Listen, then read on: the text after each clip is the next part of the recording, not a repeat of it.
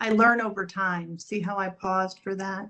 So good afternoon, everybody. Connie Burke at OASAS, kicking off our regular regional or monthly regional abatement meeting.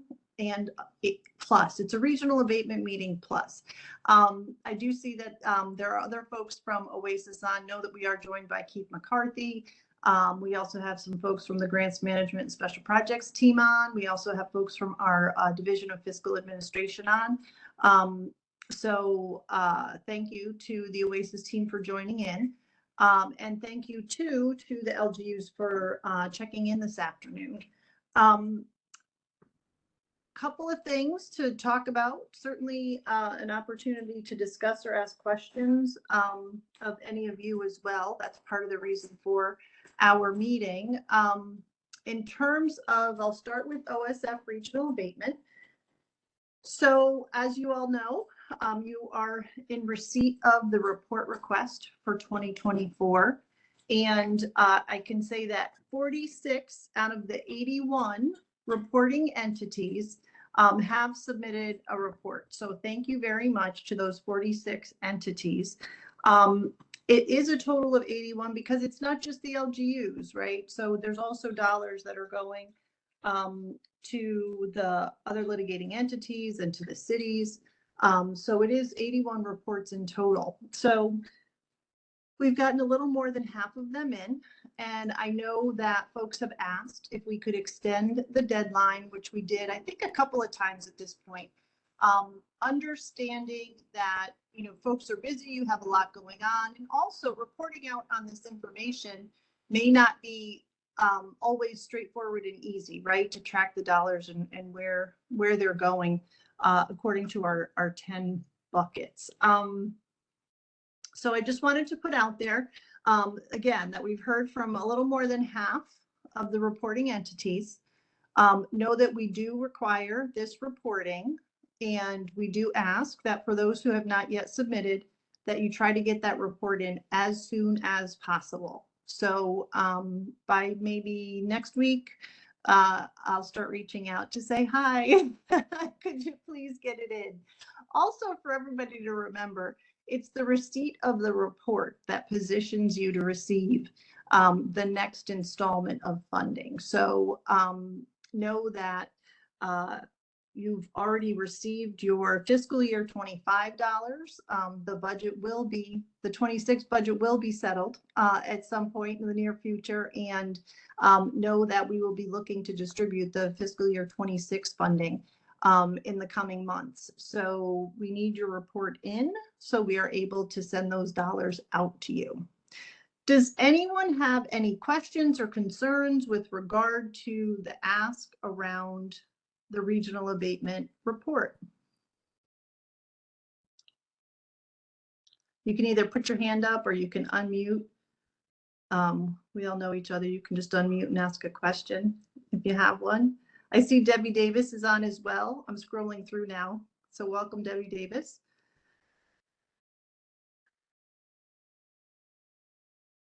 I'm not hearing any questions, so or seeing any hands go up. So I'm assuming that folks are comfortable with the format at this point, understand the expectation.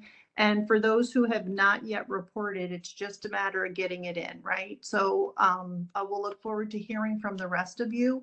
Know that we'll start reaching out, and I'll start poking you next week saying, hey, I can't send cookies unless you get your report in. So please try to get that in. And it too, if there's any reason why there's a delay, or you have any concerns, or you're waiting for numbers, or whatever it might be, we always appreciate some outreach, right? So just send a communication to the project management mailbox. Let us know what your target date is. Let us know if there are any outstanding issues or concerns. I'd rather hear from you and know that you're working on it than to not hear anything at all, always. So I'd appreciate it if folks did let us know if there are any issues. Kristen, you have your hand up. Yes, thanks, Connie. Just one question came to me, and I'm just going to read it just to take in here. So our county attorney has some concerns about claiming agency admin. It is worded up to 20%. Is there a reason it's up to and not just 20%? Is there some measure by which we should judge what percentage to claim? So it's up to 20%. Oh, actually, Debbie Davis is on. I'm going to let her answer this question. Is that fair, Debbie? Yeah, no, that's fine. Okay. I mean, we don't mandate what you want to cover as agency admin. We limited it. So there's a ceiling, right? But it's up to how you award it. And certainly, so you can claim up to 20%. You don't have to claim the 20%. If your admin costs are less, then you can claim less.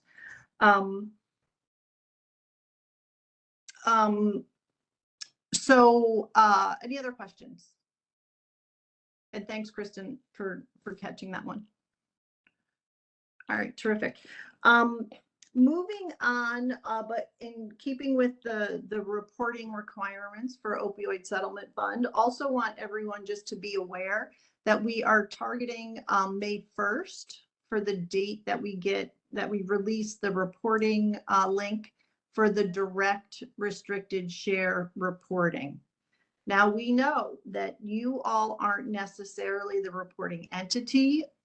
We continue to work our way and figure our way through all of this reporting and these processes. To the extent that last year you provided us with a different contact, or maybe even told us it is you who's going to be reporting on the direct restricted share, know that we're using that information to distribute the link. And we will make sure that you all know when that link goes out. So it would be fantastic if you took the opportunity to reach out to your colleagues, check in on the reporting, make sure that folks know what they need to report. And if you could kind of be our partners in this and help us with this, that'd be greatly appreciated.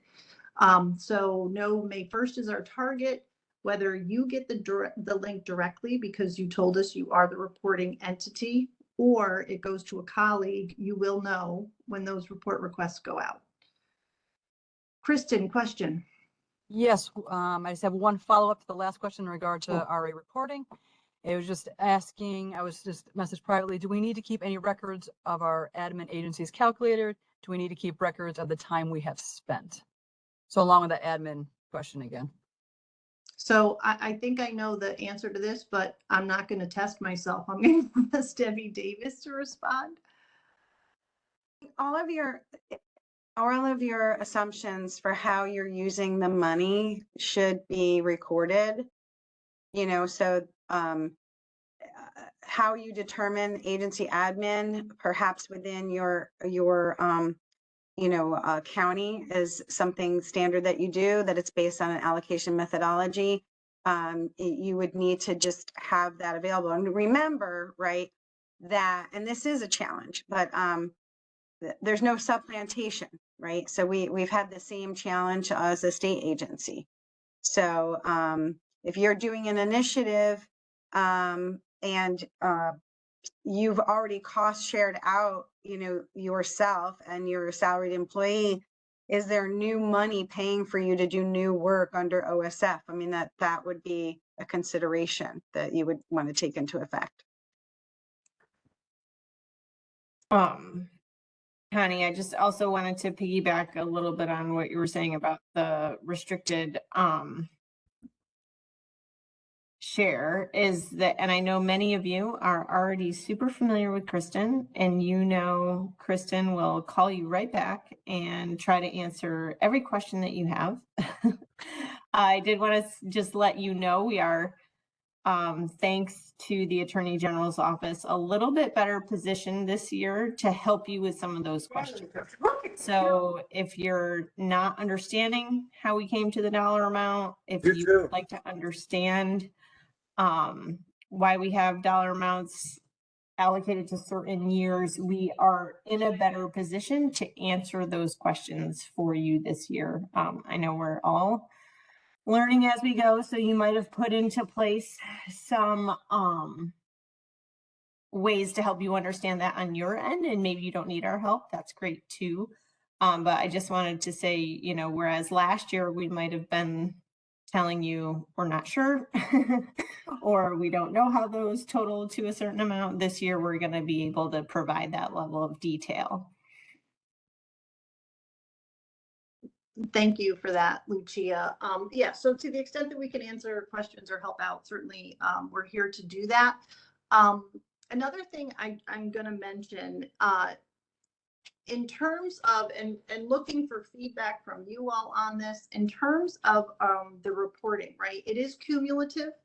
And so, and two, as we go, year to year, and you're getting additional funding, we're going to be subtracting what you report out as spent, what you have already reported out on. So each year you're reporting out on newly used dollars, right? Activity that happened in the last calendar year. And I'm talking about it because I know that in some instances, we have seen that an entity is reporting out on more than the amount that we have on record for them. And understanding that it can be very challenging to track the dollars between the direct restricted and unrestricted versus the regional abatement and so on. So we're just trying to make it as clear as possible in terms of what the expectation is. And if you look at the report and you have any questions or there's any uncertainty, please don't hesitate to ask and talk to us about it. And if you think that there's a more clear way, we're always open to suggestions as well. So that is it for the direct share reporting. One other thing I wanted to mention, I understand that in December, communication went out from the Conference of Local Mental Hygiene Directors to LGUs to remind everyone to update and keep your contact information in the provider directory system current.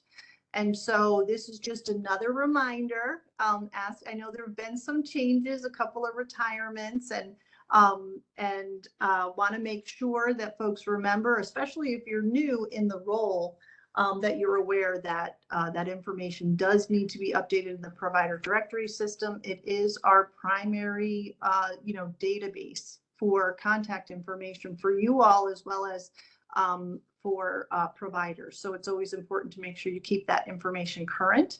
Wanted to make mention of that. And then just two other things for folks' awareness, LGUs in particular. I know we've got some other entities on right now, but in terms of our work around substance use disorder services in jails, we had our one-on-one conversations. We've had many back and forth with folks, including our Division of Criminal Justice and our SODA office, and talking with you all about the SUD services and in particular medication for opioid use disorder. Please know that we expect that we will get award letters out around funding for medication that includes the buprenorphine and naltrexone that we talked about last year. We're looking to get those award letters out next week. So know that we're working through some of the details in terms of making those dollars available in collaboration with DFA, of course. And you can expect to see those award letters. They will specify how much is available, and they'll also let you know as of what date those dollars will be available and what the cadence will be. So look out for that next week. Can I just ask a question? Sure, of course. Hi, Janet from Rockland County. So you're saying, I know that we met a long time ago. So those are going to be pass-through funds, or they're going to be direct contract? So those are going to be provided to the LGU as part of your state aid. Okay. And remember that those dollars are to address the costs of those two medications in particular. And when we had all gotten together and talked last year, one of the questions was, is there a relationship between the LGU and the jail, a potential fiscal relationship or existing fiscal relationship, so that you could apply those dollars to the costs of medication that the jails are incurring. And so I know it could be different depending on the county. I know that in some instances, jails may be vouchering, right? They may be sending an expense report to the LGU for reimbursement. They may have their prime care vendor who is, providing medication as part of the cost of the contract. Could be working with a pharmacy, right? And the pharmacy bills the jail. And so, the jail would then potentially share the bill with the LGU for payment, whatever it might be, right? And I'm sure there's a bunch of ways that I haven't even mentioned. But whatever it might be, we are relying on you to work through that with your jail partners to address the costs of meds. Thank you. Specifically, Can I piggyback on that? you've been Trevor naltrexone. from Westchester. Oh, Trevor, did you have a question? Yes, can I piggyback on that? Yeah, sure. The allocation, is there a particular formula approach that's being used based on how many people are being served in the respective jails, etc.? That is such a fair question, Trevor, and I will I like tell you. asking fair questions. I appreciate a fair question on a Friday afternoon. I have to tell you that this a great deal, and all know this, a great deal of effort went into meeting with every county, collecting information from you with regard to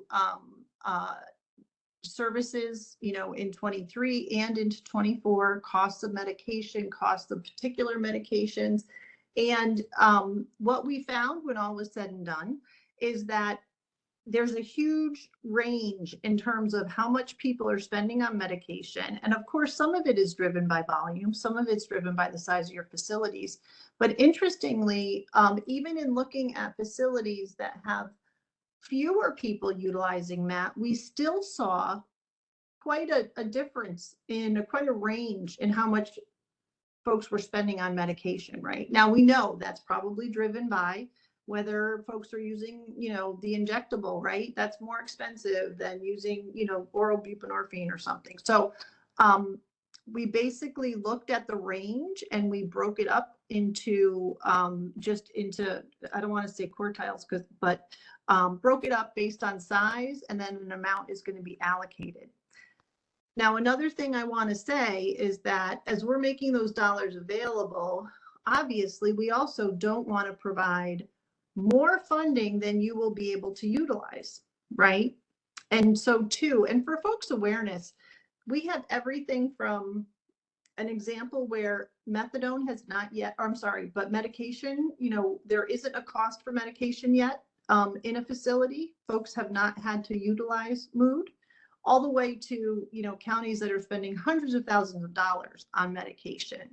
And so again, with such a huge range, it was challenging to come up with a formula that was based on any particular aspect or even combination of factors, because it was just all over the place. So we're providing dollars. I think too, for some jails, they may have aged a bit more than others in terms of having this service in the jail. And so we might see the cost go up, right? If a program only just started 6 months ago or within the past year, as they ramp up more, you might see their costs go up. So we're starting with an amount, and I think it's something we're going to continue to monitor and look at, as time goes on. Mary. I have a two-part question, Cattaraugus County.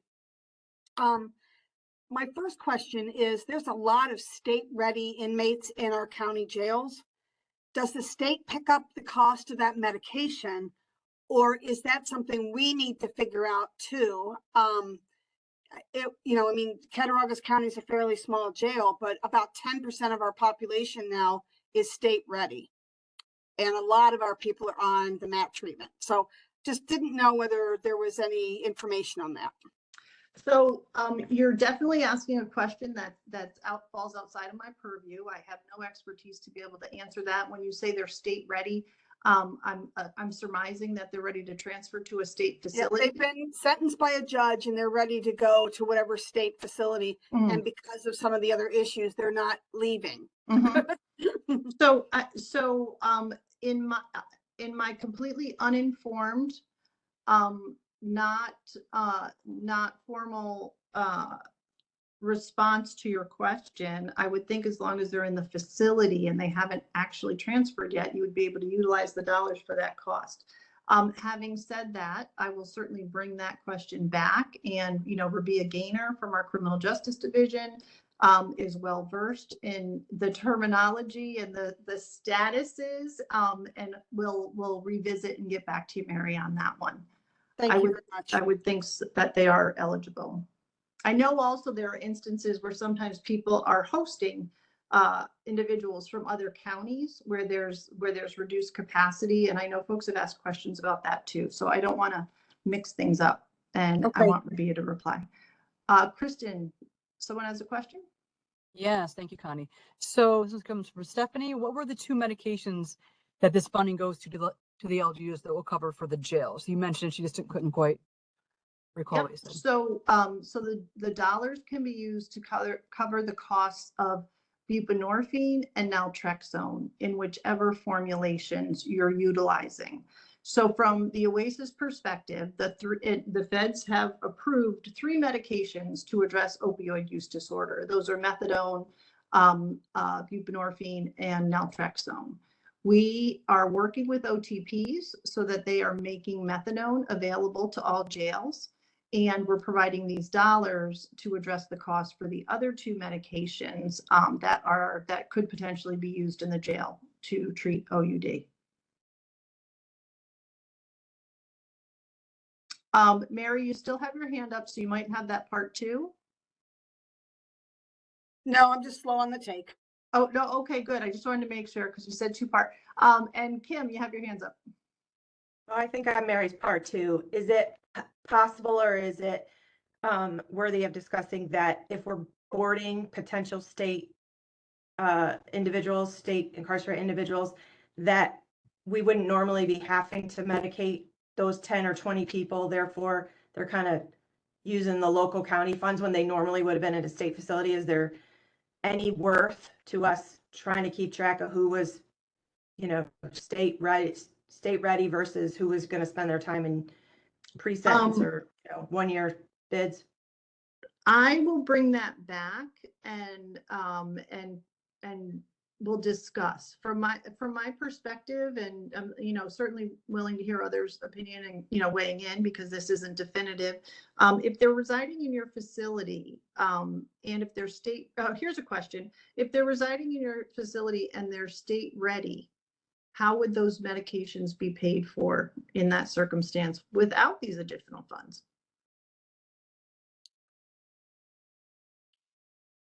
And if it's the county that would be covering the cost, then the county has to cover the cost. So I think these dollars would be appropriate. If you typically would get reimbursement from the state for the cost of those medications, then you would need to rely on that reimbursement. I think what you're saying though is that normally for the week or 10 days that you would have them before transfer isn't happening now. The institutions aren't taking them in the week to 10 days. They're boarding for much, much longer.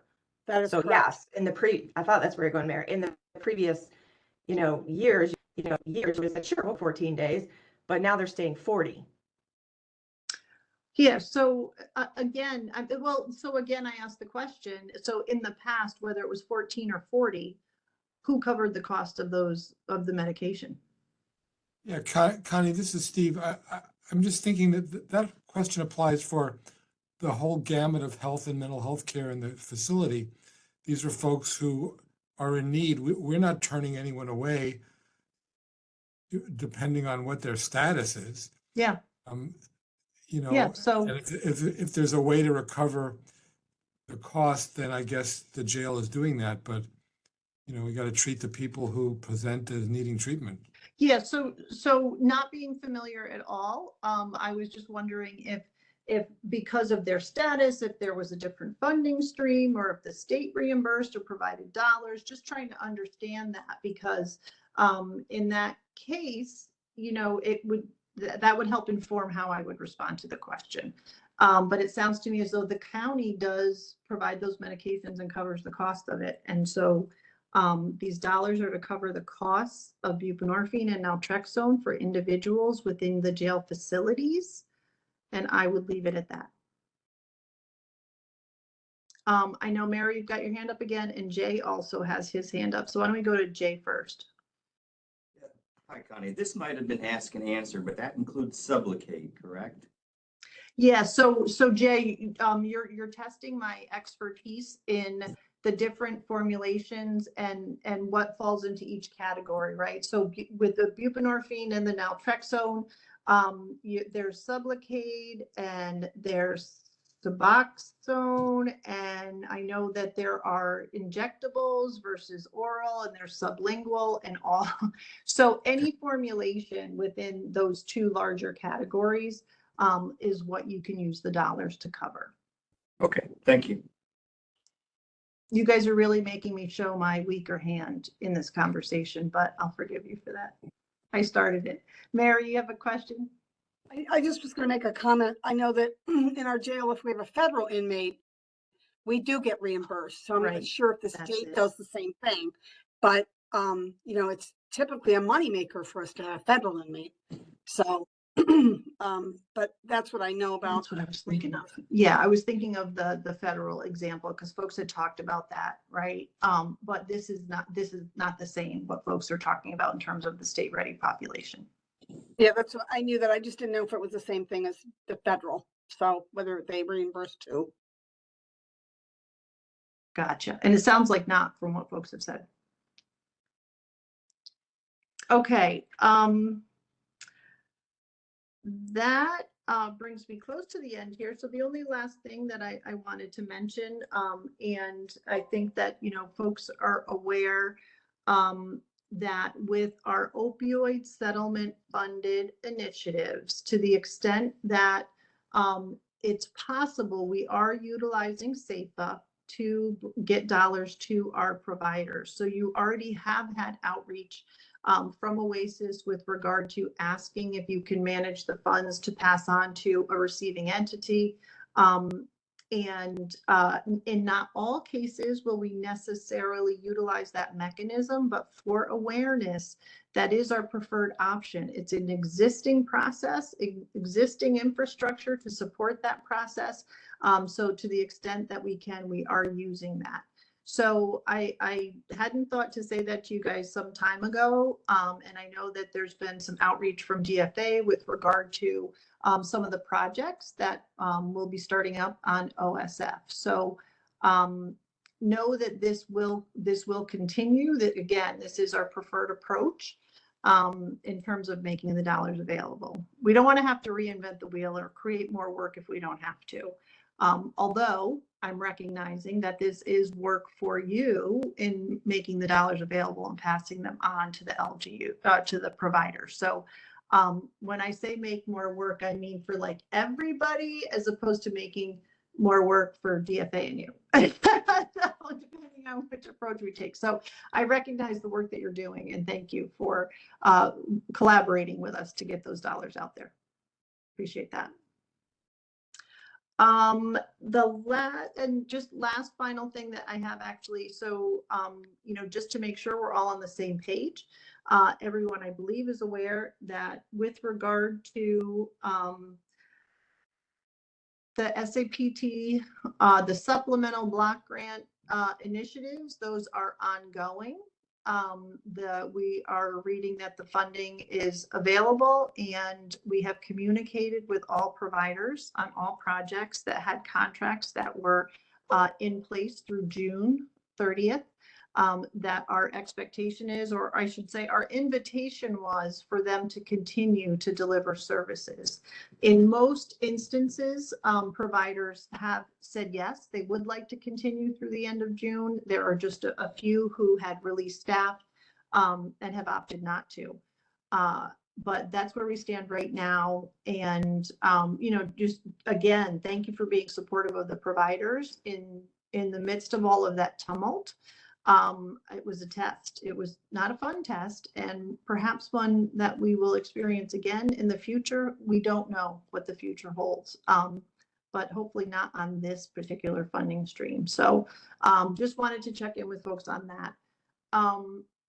Debbie and Keith, do you guys have anything you want to add or any comments from either of your perspectives on anything we've talked about? I'm just happy to be here.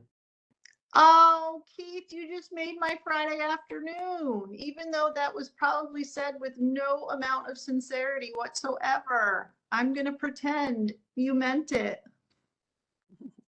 Always. Oh, how about you, Debbie? I too am so happy to join the group. No, happy Friday, everybody, honestly. And thank you for, your attention to this funding, to the opportunities that you're putting forward, and also, to the little nuances of operationalizing all of this. Yeah. It takes a village, we know, and we thank you. I don't have anything to add because I think we covered the points that we thought would be important to cover today. Great.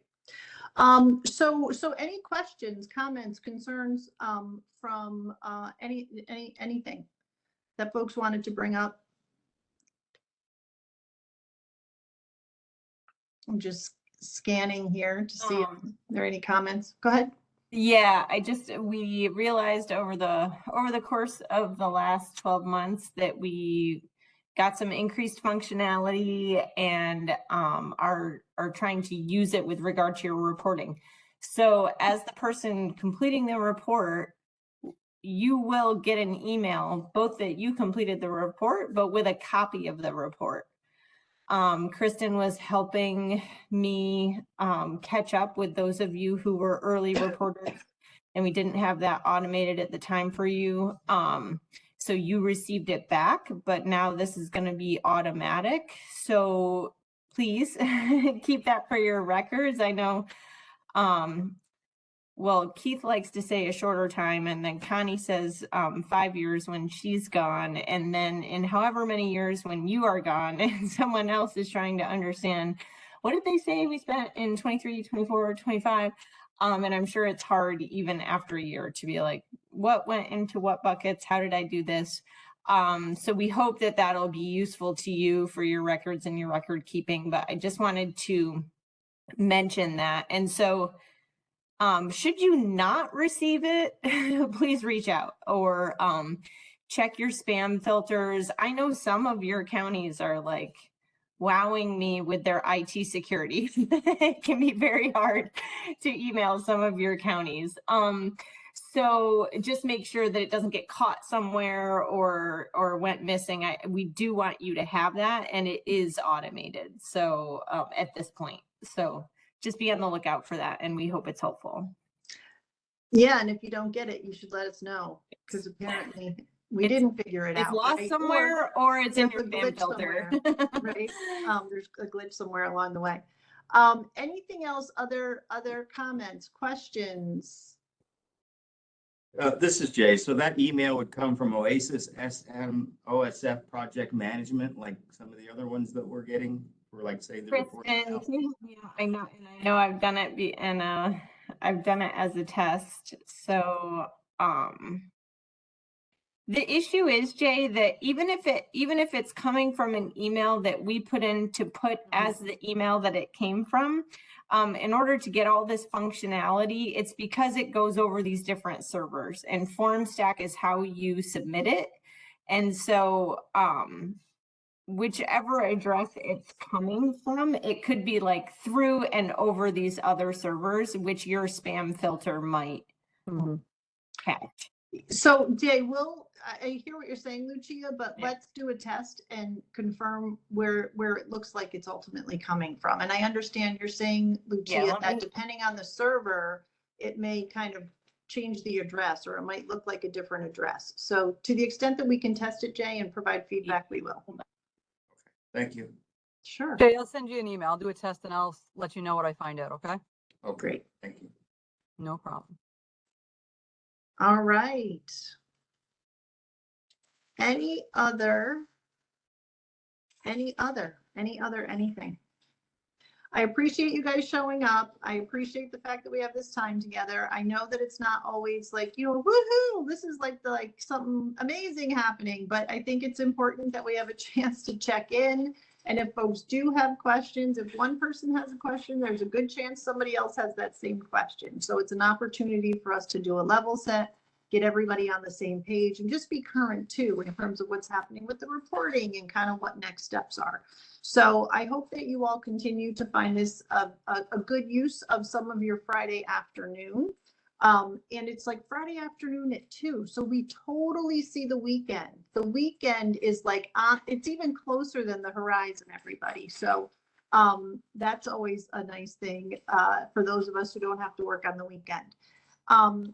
Always interested in your feedback and your comments. If you think that there is room for improvement, or if there's something that we need to be addressing that we're not, please let us know. And again, if you haven't submitted your regional abatement report, and we don't hear from you by, let's say middle to end next week, we'll start reaching out to you to check in. If you have any concerns or holdups, don't hesitate to email the project management mailbox, so we're just all on the same page and we're aware. What else? I think that will do it for now. Thanks for your time, everybody. I hope you have a great weekend. Bye-bye.